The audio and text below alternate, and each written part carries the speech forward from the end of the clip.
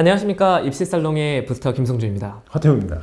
자, 오늘은 우리가 무슨 얘기를 해볼 거냐면 시험 당일이 됐어요 이제. 그래서 저희가 논술 시험을 보러 가던 뭐 면접을 보러 가던 이렇게 수능이야 사실 인접 지역에서 보기 때문에 크게 상관이 없지만 이제 수시 같은 경우에는 해당 학교에 가서 시험을 봐야 되니까 시간, 장소, 교통, 통신 이런 것들이 굉장히 중요할 수밖에 없죠. 그럼 먼저 우리 이 시간, 장소에 대해서 이야기를 좀 해볼 건데요. 시간 먼저 해볼까요? 여러분, 그 시간을 정말 잘 계산을 하셔야 되는데요. 왜냐면요, 이 시간이 예를 들면 그 건국대학교가 작년 기준으로 말씀을 드리면 작년에 건국대학교 인문사회계열 1이 11시 40분에 끝났어요.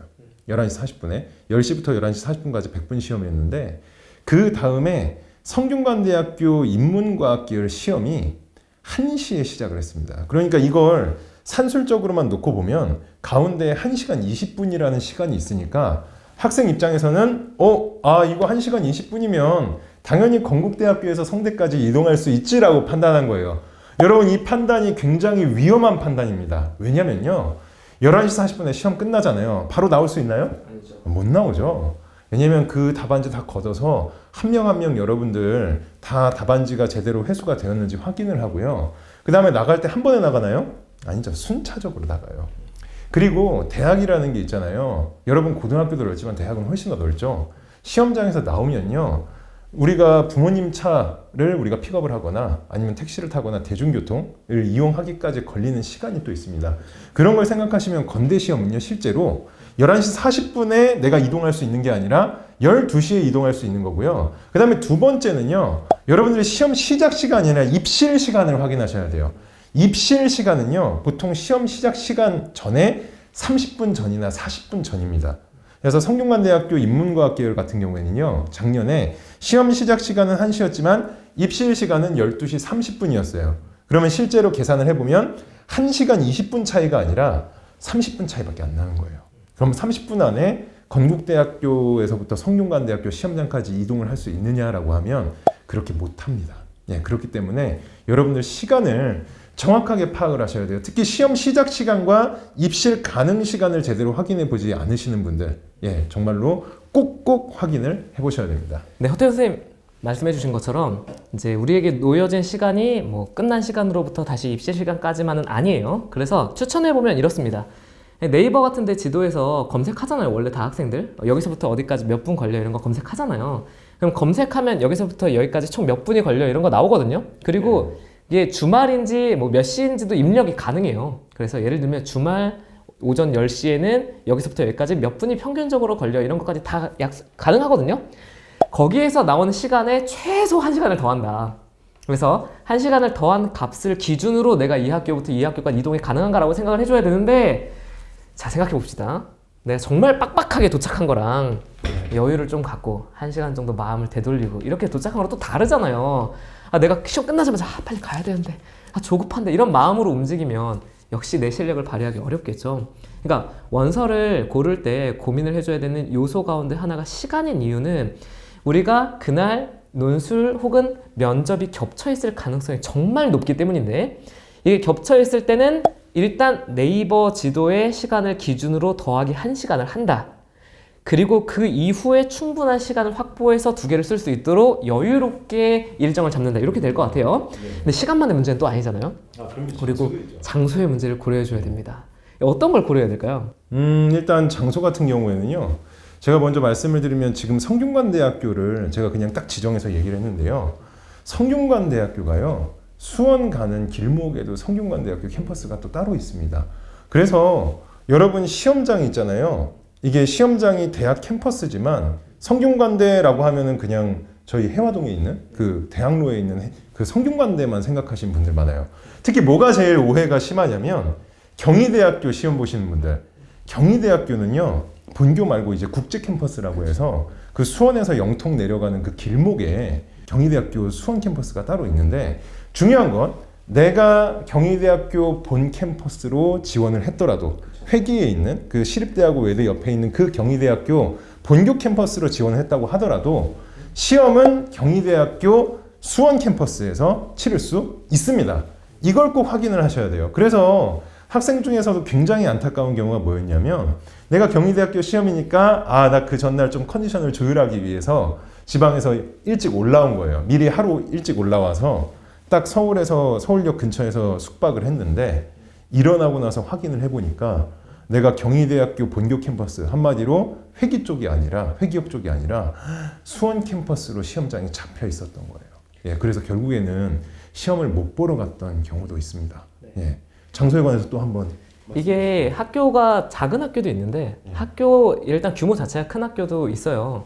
이것도 이제 생각을 해줘야 되는데 예를 들면 이제 연대를 설명해 보면 연대는 신촌역에 내리시면 신촌역으로부터 연대 정문까지 걸어서 15분 정도가 소요됩니다. 그리고 연대 정문으로부터 연대 경영학과가 있는 경영관까지 올라가려면 산을 타셔야 되는데요. 그 산을 타기 위해서 걸어서 천천히 올라가면 약 25분 정도가 소요됩니다. 그러면 만약에 내가 신촌역에 딱 내려서 그 경영관에서 시험을 봐야 되는 상황이다. 40분이 걸려요. 체력적으로도 문제가 생겨요. 이렇게 되면. 그래서 이게 장소라는 개념이 그 학교가 어디에 있는지도 참 중요한데 근데 이 학교의 규모와 그리고 그 학교 안에 건물이 100개 정도 있단 말이에요. 그러니까 그런 위치까지도 생각해 주는 게 굉장히 중요합니다. 거기까지 다 고려하셔야 돼요. 그 다음에 이제 우리가 마지막으로 한번 고려해 볼 교통통신입니다. 이게 서울에 있는 경우에는 우리가 지하철을 사용하거나 뭐 택시를 타거나 심지어는 오토바이 퀵 서비스를 사용하기도 하고 지방의 경우에는 뭐 KTX를 혹은 SRT를 사용하는 경우도 있죠. 이런 경우는 또 저희가 어떤 걸 조심해야 될까요?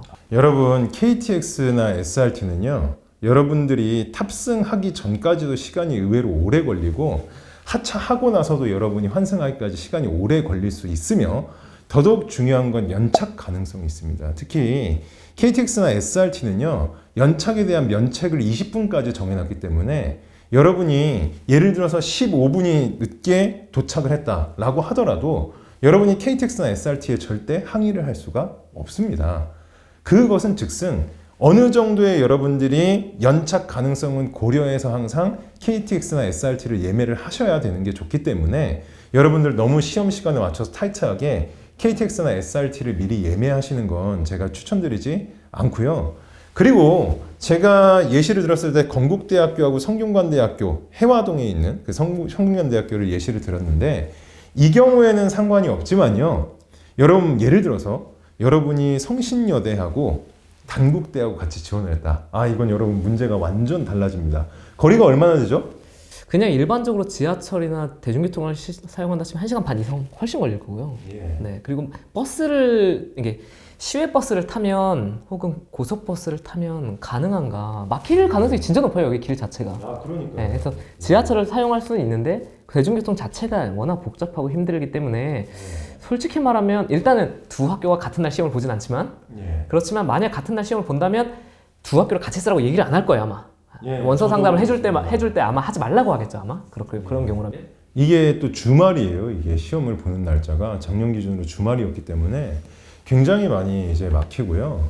그래서 저희가 장소 같은 것도 그렇게 고려를 해야 될 뿐더러 지하철 이용하시는 분들, 그 지하철 이용하시는 분들 특히 이제 지방에서 이제 서울로 올라오신 경우에는 특히나 지하철이 순환선인 경우가 되게 많아요. 예를 들면 KTX 같은 경우에는 서울이 종착지면은 그냥 좀 편하게 자도 되는데 지하철 같은 경우에는 순환선이기 때문에 내가 잘못하면 놓치는 경우가 굉장히 많아요. 그리고 환승하거나 이런 것들이 시간이 의외로 많이 걸리는 경우가 있어서 여러분이 아까도 그 김성민 무스터님께서 말씀을 하셨듯이 플러스 1시간은 해놓으라고 하시잖아요. 저도 지하철 탑승할 때는 그냥 여러분이 딱 네이버 앱이나 아니면 다른 기타 교통 앱을 통해서 최단 거리를 찾았을 때 그 최단 거리에 플러스 20분은 여러분이 30분은 생각을 해놓고 여유롭게 움직이셔야 돼요. 왜냐면 지하철이라는 게 간격이 이제 몇 호선인지에 따라서 굉장히 넓은 경우도 있기 때문에 그런 경우까지 여러분이 대비를 하셔야 됩니다.